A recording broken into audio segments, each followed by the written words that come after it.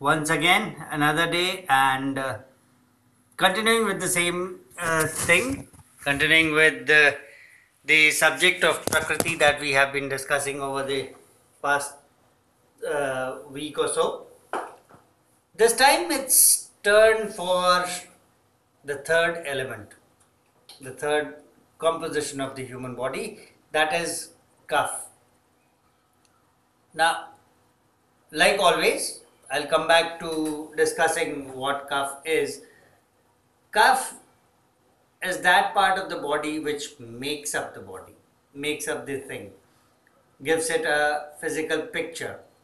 It has the property to bind, and that means it is rich with basically Prithvi or the earthy component, Jal or the water component. It has less of Akash, very less of Samir, and some, of course, it has Agni, because every matter has its own components of energy. That being the case, if we look at it in the Prakriti perspective, then the Prakriti or the element or the environment, let's take the common word, of calf dominance is such that the part or the individual or the subject will be cold to touch, will have weight, will carry weight, so bulky, will have a gloss of its own kind, a sheen kind of. Uh, it will have a property of gaurav or heaviness in it. Now, this being one of the three main characters, three main pillars forming. Of course, like always, I'll say that not one exists at the same go. Uh, but if at all, anywhere in the whole human body, you find that cuff is dominating or these characters or something similar is dominating, you can always take a resolute decision that this could be Kaphaja. Importance, like I said, it is the formative function. So it has a lot of role in the repair activities. It has a lot of role to play in the formation, in the growth phase, which means that children, youth, they are cuff rich. Environment which is cuff rich is has to be in sync. So the cold environment, winters or late monsoons are again conducive to cough development. Uh, we normally recognize cough as phlegm, and we expectorate it in terms of respiratory infections. That is actually surplus that the body has generated. Sometimes it is also in response to an allergic reaction of the body. Uh, the Kaphaja Prakriti or the Kaphaja environment is promoted by sleep.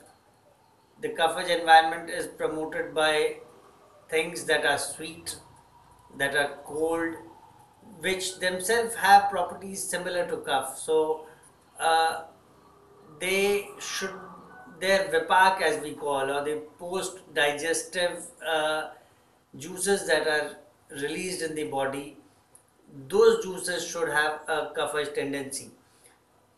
Organically, if you say, the function of all these things, the derivatives of all these things, head, the upper part of the body, the head, neck, face, even parts of the lungs, they are Kaphaja. They have a lot of Kaphaja activity. If you have to monitor temperature of the organs organically, you'll find that head, neck, the lungs, they are relatively cold compared to the heart, the abdomen. Feet again, they become cold because of the Vat characteristic. Kaphaja ailments basically cause stiffness of the body.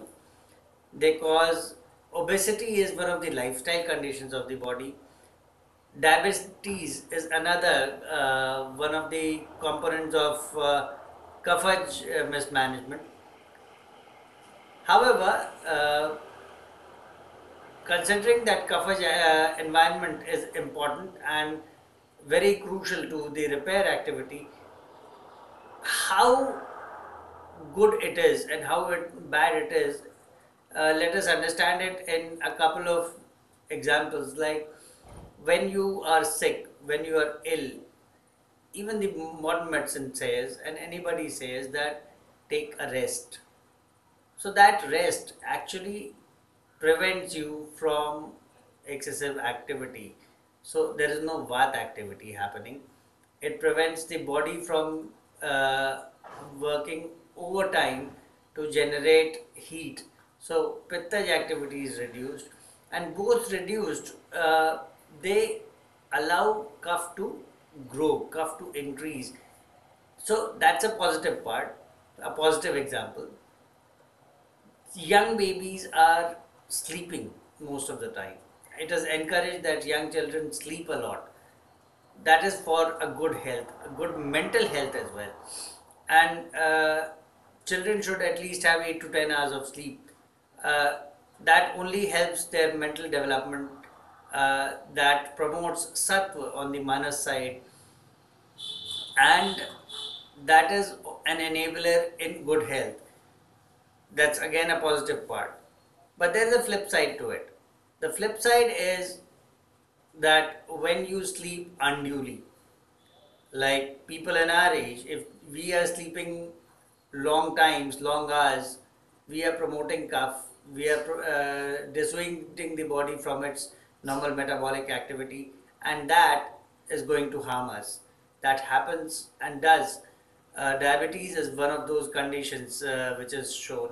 For that matter, Ayurveda has a very clear picture that of we know as Raj Rog.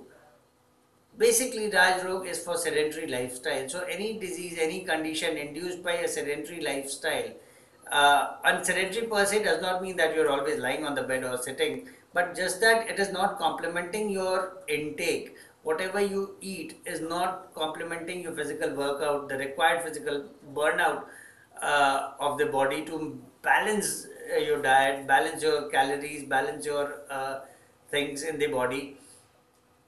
That helps generate glucose within the body, fat within the body, and that is even complemented by modern medicine when it says that surplus glucose is converted to glycogen, and when not glycogen, then it is converted into fat and stored in the liver. So, and many people who do not take alcohol or don't have any such habits, but you find fatty liver as an example for them.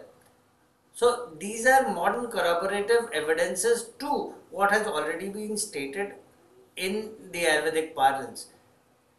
The only thing that can be said or suggested is, as far as Kaphaja lifestyle is concerned, good for the repair of the body, but adequate only when it is taken appropriately and at the right time, like sleeping in appropriate hours of the day.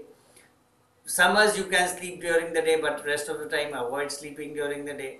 Have a diet which is balanced and does have coverage components in it. And the best thing to avoid having or destroying the coverage components in the body is sour food. Avoid acidic food to the maximum, because coverage diet or coverage components of the diet also provide mechanisms to the body which are called antioxidants. So fresh fruits, fresh salads, they provide a lot of antioxidants, and they work for the repair activity of the body. Uh, that apart, the only other thing that is to be said is, do not overdo. Again, just like in the case of pit, in case of other times when I would say that, do not overdo anything. Unfortunately, in the modern lifestyle, we have become so conscious of television, we've become so conscious of mobile phones, magazines, or internet literature, that we just try to copy and follow whatever is there somewhere without properly understanding whether it applies or does not apply to us. Prakriti analytics is all about this. Prakriti is about it. And this time frame that I spend with you online on my channels, sometimes 7 minutes, sometimes 10 minutes, sometimes maybe 15 minutes, is not enough for me to actually discuss it, which is why I say that you can always come back to me discussing your Prakriti analytics, Prakriti modeling, Prakriti architecture. That's what I do. That's what is about geriatric care. That's what about Vat management, because Vat promotion or Vat increase or Vat management is all about aging. So if we manage that and manage that effectively, we are preventing untimely aging. We will live the balance of 120 years and stay happy. Hope you do come back with your feedbacks. Look forward to your questions to answer you on this channel, and keep watching, keep subscribing. Thank you.